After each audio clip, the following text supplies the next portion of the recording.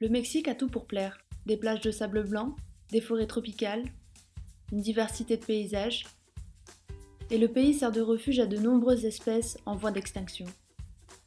Le pays possède également une culture très riche, fruit de la rencontre entre la civilisation espagnole et les civilisations précolombiennes. De ce passé singulier, le Mexique a hérité de plusieurs sites archéologiques majeurs, comme Chichén Itzá. Mais au-delà de ses décors de cartes postales et de sa grande richesse culturelle, le Mexique est confronté à de sévères problèmes environnementaux. Au cours de mon voyage, j'ai pu découvrir un pays de couleurs et de contrastes, un patrimoine culturel d'une grande richesse, une nature grandiose et généreuse. Le Mexique est un retour à l'essentiel, un voyage que l'on nomme écotourisme.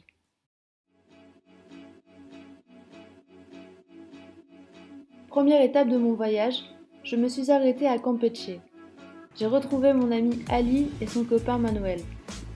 Au XVIe et XVIIe siècle, les attaques constantes des pirates obligèrent les Espagnols à édifier une muraille autour de la ville. On est dans les anciennes fortifications et avant, derrière moi, c'était que de l'eau et on a fait des banques. Autre particularité de la ville, ces belles maisons aux couleurs pastel ornées de grandes fenêtres typiques de Campeche.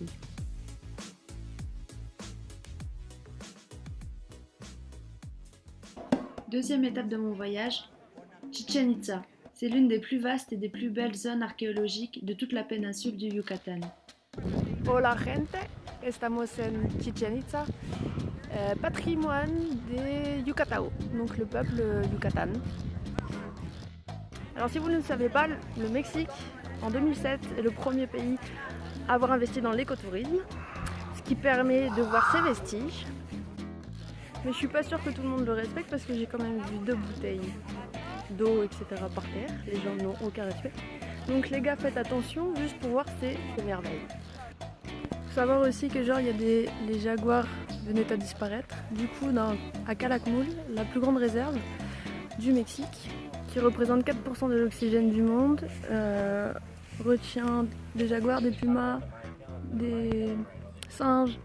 Du coup justement l'écotourisme ça permet de protéger notre planète et c'est le but de ce tourisme un peu nouveau. Le Mexique a longtemps souffert des dommages du tourisme de masse, mais la mise en place par les autorités d'une politique écotouristique a permis de réaliser de nombreuses zones protégées, de parcs naturels, de parcs marins et de réserves de la biosphère pour le bonheur du tourisme responsable. Troisième destination de mon voyage, le camping écologique de Pancho Villa à Tulum. Dans ce camping, l'électricité est ouverte de 8h à 20h. Il n'y a pas de wifi, le papier toilette se jette à la poubelle, on ne surconsomme pas l'eau de la douche et on fait son tri sélectif.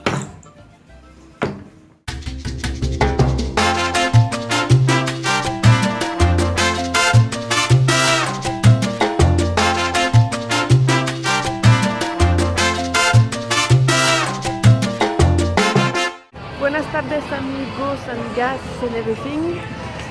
On est à Playa del Carmen, un petit village de pêcheurs. Le développement excessif de centres touristiques représente aussi une menace importante pour l'environnement. Comme la législation environnementale mexicaine est assez laxiste ou facilement contournable avec des pots de vin, les hôtels, une fois construits, prennent rarement la peine de s'équiper de stations d'épuration et polluent les océans et les cours d'eau qui les entourent, comme à Playa del Carmen. Jusqu'en 1993, la Playa del Carmen était solo, sans personne. Et à cause du développement du touristique, les investisseurs et le canton de la Solidaridad ont décidé d'investir dans la station balnéaire.